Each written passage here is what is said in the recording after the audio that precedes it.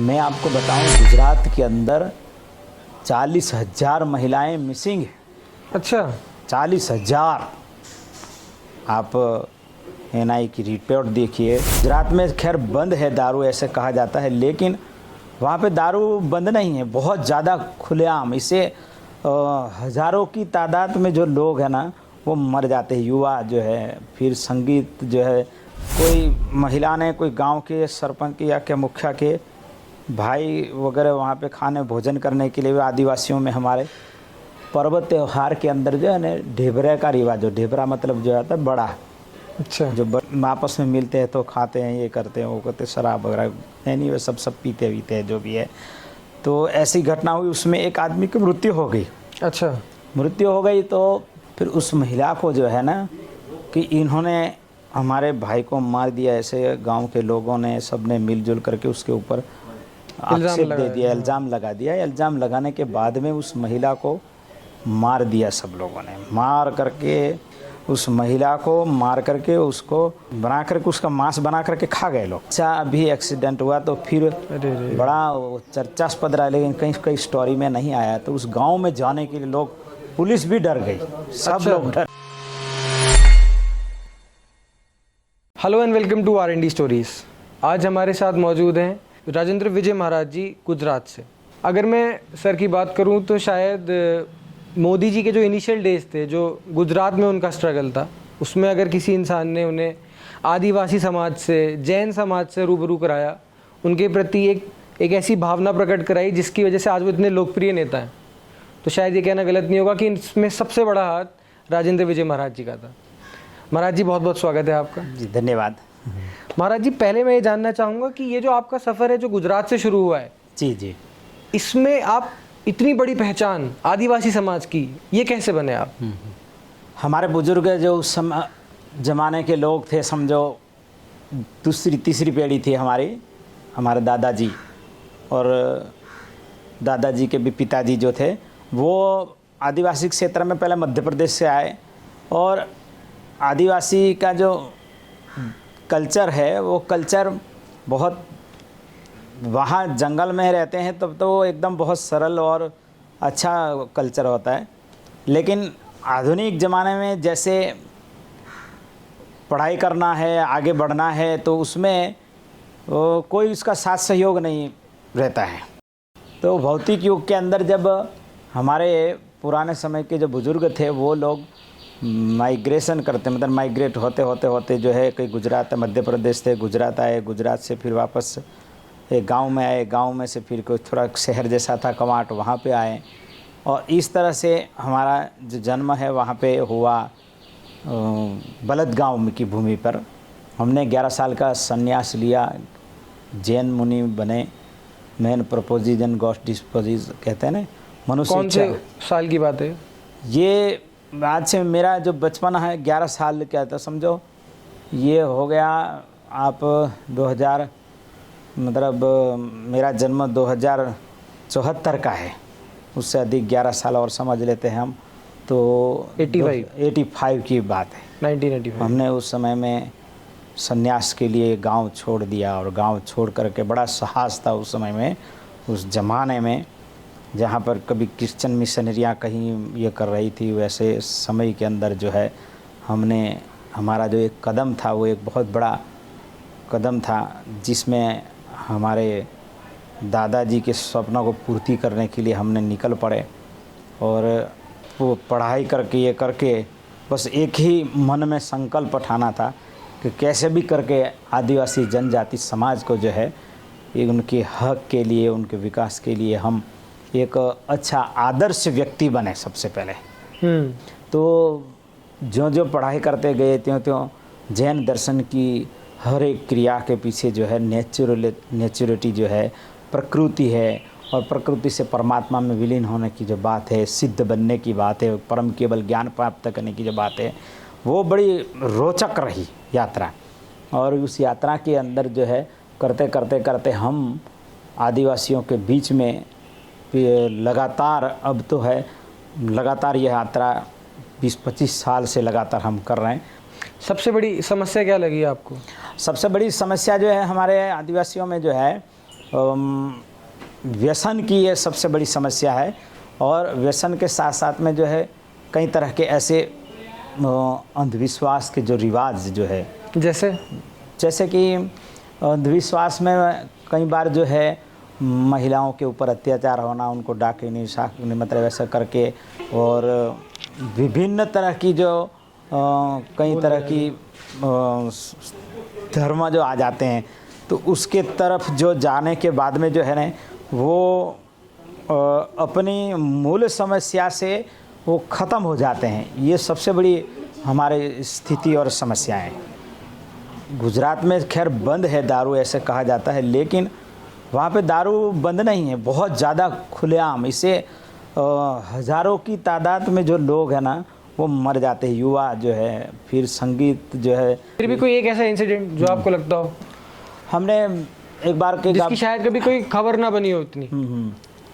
उसमें एक आदिवासी क्षेत्र के अंदर, हम एक गांव के अंदर में गया, वहाँ पे बहुत देहरी नाम का एक गांव है मध्य प्रदेश के अंदर, गुजरात से मतलब बॉर्डर पे ही है।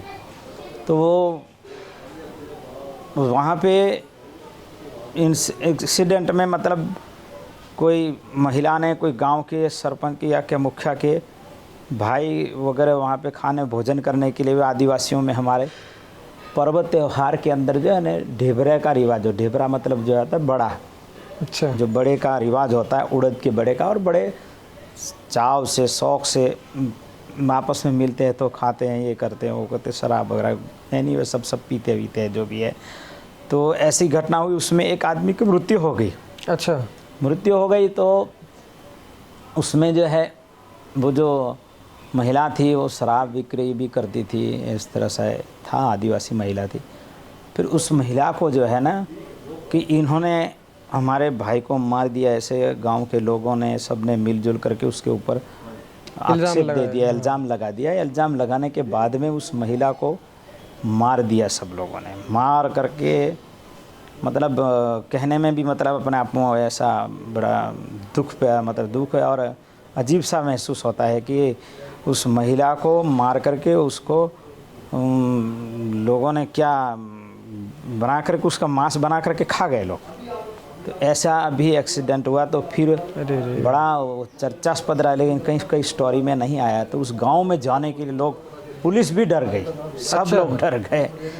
तो मैं चोरी छिपे उस गांव में गया, तो गांव में जा कर के उन लोगों को समझाया, मिले, ये किए वो किए, ऐसा थे नहीं होता है, ये नहीं होता है, सब तरह से उनको बहुत अच्छी तरह से समझाया। वो लोगों ने मेरी बातों को समझा, जाना।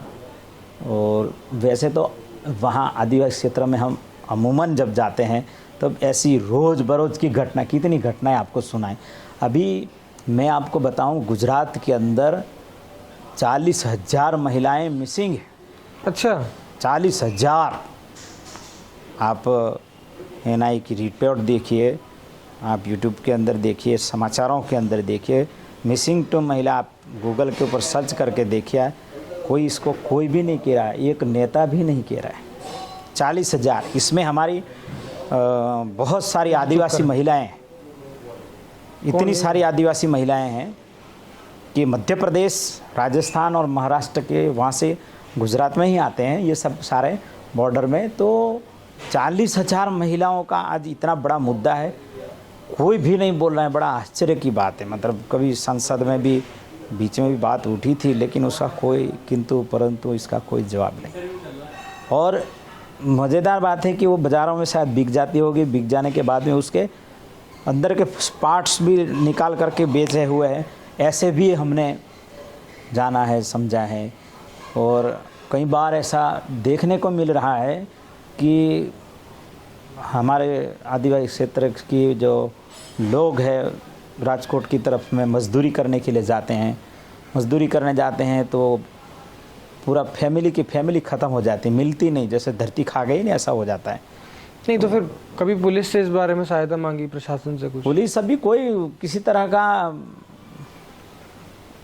कोई सुनवाई नहीं है, गरीब की कोई सुनवाई नहीं है, ऐसे कह सकते हैं। मैं अकेला संघर्ष कर रहा हूँ, दूसरे भी लोग ऐसे कई लोग हैं संघर्ष करने वाले, बहुत सारे लोग हैं, लेकिन वो है ना कोई इसकी कोई आदिवासी की कोई गरीब की कोई सुनवाई नहीं, वो वाली स्थितियाँ हैं। एक बहुत बड़ा मुद्दा है। आपका चैनल जो है रिसर्च और डेवलपमेंट है, इसीलिए मुझे बड़ा इस बात का आनंद की अनुभूति होती है कि इसके माध्यम से बातों को उठानी बहुत ज़रूरी है। जी बिल्कुल बिल्कुल। और हमारे आदिवासी क्षेत्र के अंदर जो पारंपरिक जो संगीत था हमारा, जिस संगीत से बड़े बड़े लोग इसकी बांसुरी कहो, उसका ढोल का थाप कहो, मादल कहो, ऐसे बहुत संगीत आदिवासियों के, रावण हत्था कहो, रनेठी कहो, ऐसी सारी चीज़ें जो है पारंपरिक बहुत अच्छी संगीत की चीज़ें थी, वो आज सारी डीजे में परिवर्तित हो गई। और पहले आदिवासी का जो शादियाँ वगैरह भी जो थी दाल और चावल के साथ में हो जाती थी।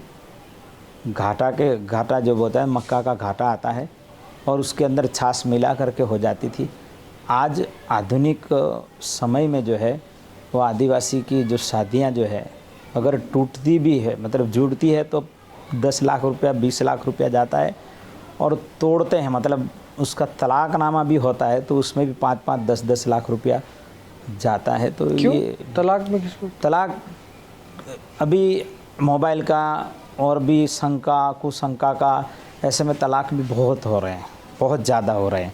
तो ये आधुनिक युग के अंदर जो है इसके शराब से कोई है, कोई दूसरी चीज़ों से, सामाजिक व्यवहार के हिसाब से, तो ये बहुत सारी परिस्थितियां जो है ना, ये मध्य प्रदेश, महाराष्ट्र, चाहे हर क्षेत्र का आदिवासी एक जैसी समस्या है। भारत में 11 करोड़ ट्राइब्स है। आज़ादी होने के बाद में आज भी उनके जो अच्छे हक मिलने चाहिए वो मिल नहीं पाए। वो के हेडलाइंस दिखाते हैं, लेकिन उसके अंदर की स्टोरी होती है ना, चैनल में क्या हेडलाइंस दिखाई जाती है, लेकिन स्टोरी कोई नहीं पढ़ता है। और स्टोरी की तरफ कोई व्यक्ति नहीं जाता, ना धर्म नेता जाते हैं ना राजनेता जाते हैं। कभी आपने प्रशासन से या इससे राजनीतिक नेताओं से? गुजरात में मोदी जी मुख्यमंत्री थे, तब उस समय में हमारा बड़ा ध्यान रखा जाता था। हर बात को रूबरू फ़ोन से मोदी जी हमसे बातचीत करते थे, सलाह लेते थे, ये करते थे, वो करते थे।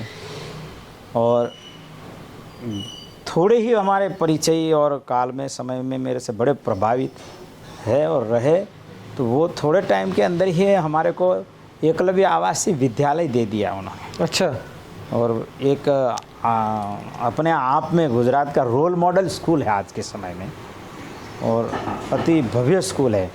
तो मोदी जी को खुद की पर्सनल व्यक्तिगत जो काम करने की जो आएँ जो है वो अद्भुत थी।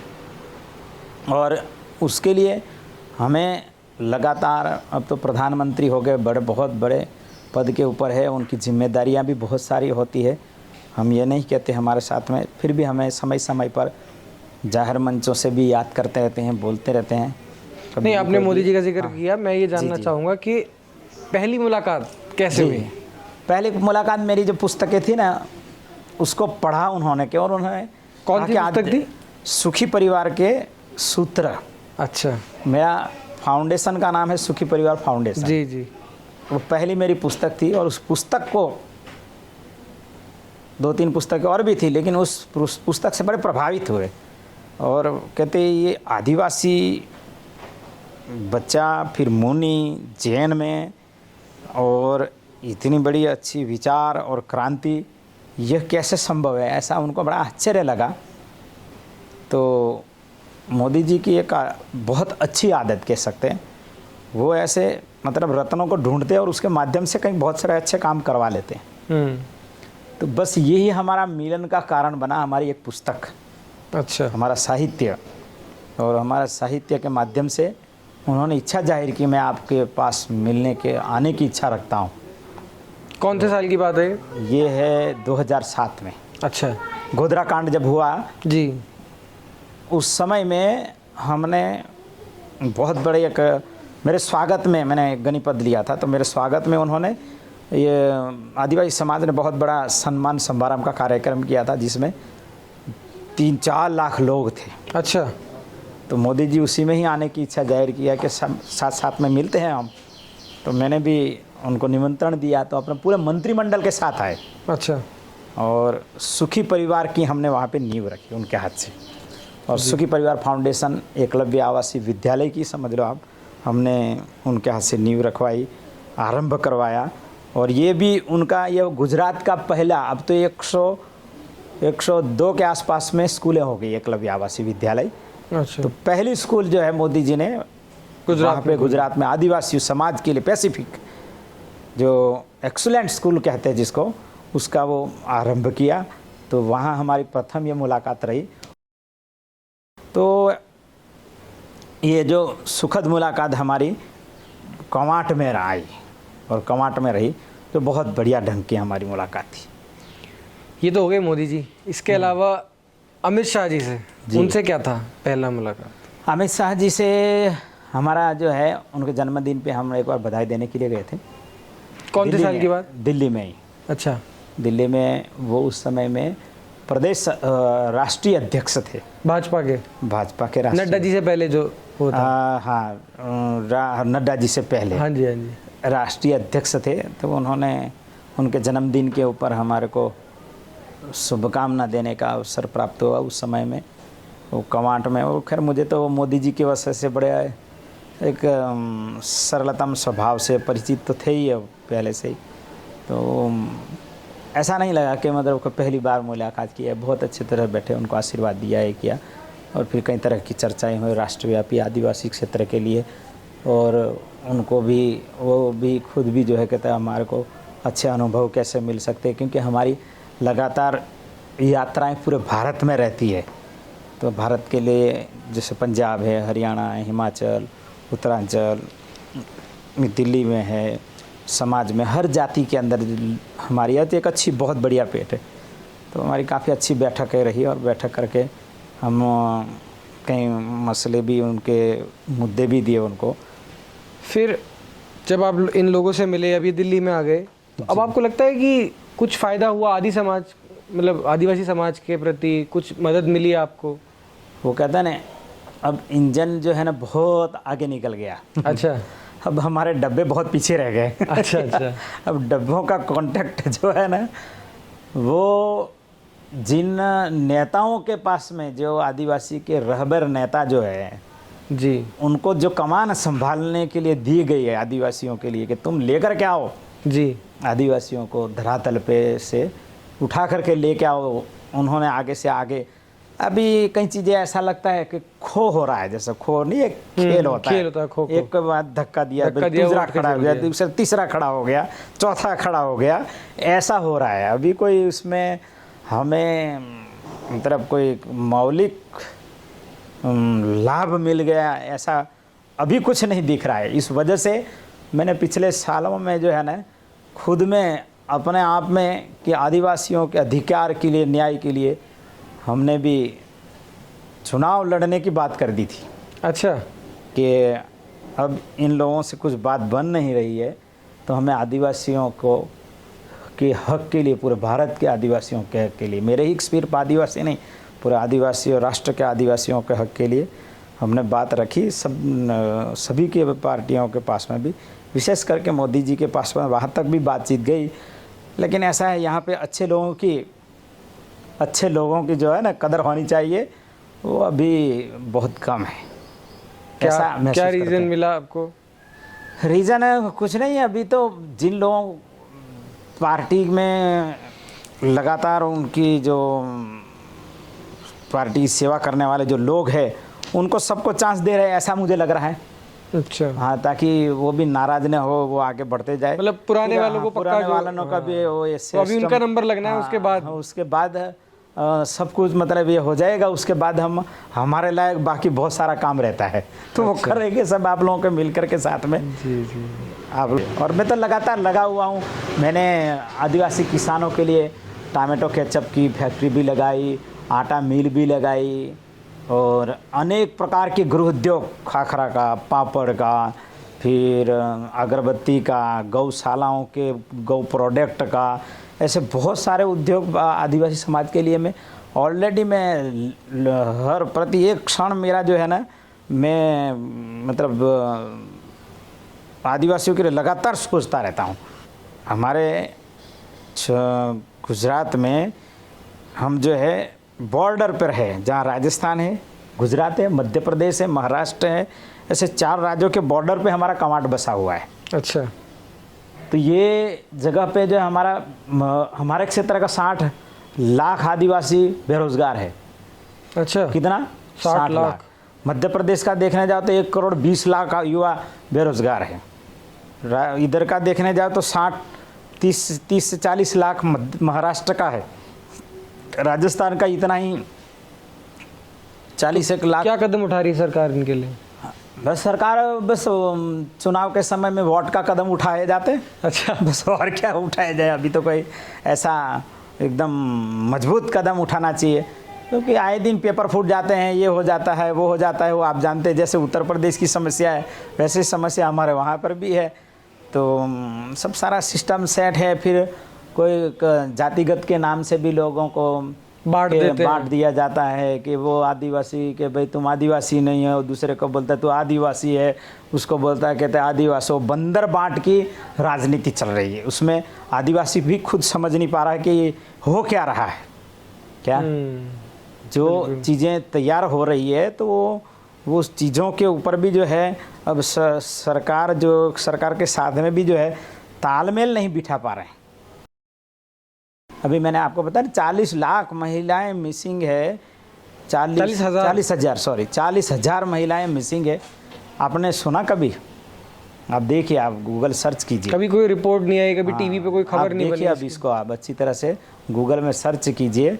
40,000 महिलाएं मिसिंग, इसमें गुजरात की है सबसे बड़ा 40,000। तो क्या लगता है आपको, क्या कारण है कि इतने विफल हो रहे हैं हम? विफल कोई बड़ा व्यक्ति होता है तो उसका मुद्दा बहुत चलता है। कई जगह पे जो है कोई बड़ी समाज की लड़की हो, महिला है, कोई वो है, लेकिन जो गरीब है उसका कोई मुद्दा नहीं बनता है, बिल्कुल मुद्दा नहीं बनता है। वो तो समझो दफन हो जाता है, जला दिया जाता है, ख़त्म हो जाता है, कुछ भी नहीं, इसकी कोई सुनवाई नहीं। इसलिए आपका रिसर्च एंड डेवलपमेंट चैनल जो है वो इसके ऊपर रिसर्च करे और धरातल में हमारे आदिवासी क्षेत्र में आने का आपको मैं निमंत्रण दे रहा हूँ। जी बिल्कुल, आप आइए और देखिए वहाँ पे क्या कितनी समस्याएं हैं और धरातल पे आकर के काम करते हैं हम लोग। एक बात ये भी कही जाती है कि शायद जो ये राजनेताओं में जो ऊपर वाले लोग हैं जी, ये तो भले हैं, ये मेहनत भी करना चाहते हैं, लेकिन जो नीचे वाली जो पीढ़ी है, ये जो सीढ़ियाँ हैं, हर स्तर पे जो बैठा नेता है, वो ऐसा कह सकते हैं कि राम नाम से पत्थर तैर गए, तो ये सब पत्थर है। अच्छा, वो पत्थर ही रहेंगे। राम तो तैराने के लिए पत्थरों को भी इच्छा रखते हैं, लेकिन पत्थर तैरना नहीं चाहते हैं और पत्थर ही रहना चाहते हैं। इसलिए नीचे वाले जो लोग हैं वो जब तक चुनाव और वहाँ तक सत्ता हासिल करने के बाद में एक रंग दूसरा होता है, वो अपने असली रंग में आ जाते हैं। इसलिए संभव नहीं है कि हम बार बार, हमारे साधु संत सन्यासी समाज हर बार एक ही बात कहता है कि हमारा हिंदू समाज या जो भी समाज है, हर समाज के प्रति बार बार ये बात आती है कि हमारा समाज कुंभकर्ण की निद्रा में सोया है, इसको सोए रहने दो। बिल्कुल। तो ये उनको जिस समय में चुनाव होता है तो चुनाव में खाली बातें और जो व्यसन है यहीं तक सीमित है, उसके आगे कुछ सोच नहीं है हमारे भारतीय लोगों की। व्यसन करना, दारू पीना, मांस मदिरा खाना, ये करना, बस वहाँ तक, और उसके बाद वोट डाल देना कमी है। गुरुजी, राजनेताओं से अलग हम बात करें, आजकल ये देखा जाता है अगर कोई केस होता है, जैसे अभी हाल ही में वेस्ट बंगाल में वो केस हुआ था, जी जी, जिसमें डॉक्टर का, एक लेडी डॉक्टर थी, उनके साथ रेप हुआ उनका, तो उसमें क्या होता है, बड़े बड़े सेलिब्रिटीज, एक्टर, एक्ट्रेस सपोर्ट में आ जाते हैं, बोलने लगते हैं। तो कभी ऐसे आदिवासी समाज के लिए कभी कोई इतना आज तक मैंने कहीं नहीं देखा कि कोई आदिवासी के लिए बोला हो, कोई दूसरे दलित वगैरह के लिए कोई बोला हो, ऐसा कोई अभिनेता बाहर निकल करके आया हो, ऐसा कोई। कभी आपने कोशिश करी बात करने की इन लोगों से कि भाई? हाँ, मैं बार बार ये मुद्दे अभिनेताओं को भी मिलता हूँ, नेताओं को भी मिलता हूँ, बड़े बड़े सेलिब्रिटी जो दुनिया के बड़े और भी लोग होते हैं उनसे भी मैं मिलता हूँ, उनसे भी मैं गुजारिश करता हूँ कि हम लोग मिलजुल करके कुछ अच्छा काम काज करें। और ये अच्छा काम में यही एक बहुत बड़ा काम है ये देश के मूल निवासी है। आदिवासी बचेगा तो देश बचेगा, ऐसा मैं सोचता हूँ, क्योंकि उनमें एक बहुत बड़ी ऊर्जा है जो आज तक उस ऊर्जा को काम नहीं लिया गया। उनके जल, जंगल, ज़मीन, सारी चीज़ों को निचोड़ा जा रहा है और आदिवासी को भी निचोड़ा जा रहा है। ये तो सबसे बड़ी मतलब कमी है। अभी ये रिसेंटली 3-4-5 साल के अंदर तो लाखों आदिवासी मर गए पश्चिम बंगाल के क्षेत्र में, जहाँ पे आदिवासी थे सारे। क्या कारण रहा?